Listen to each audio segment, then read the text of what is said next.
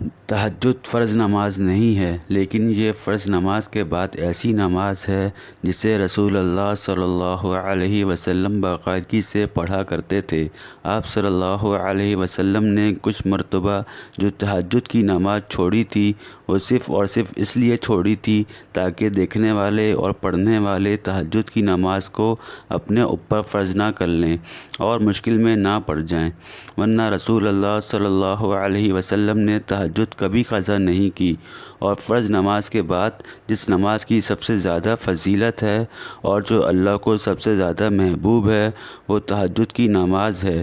تہجد کی نماز سے صرف دعائیں جلدی قبول نہیں ہوتیں، بلکہ تہجد کی نماز سے انسان کو جینے کا سلیقہ ملتا ہے۔ تہجد کی نماز سے انسان سیکھتا ہے کہ اس کا اپنے رب سے کیا رشتہ ہے۔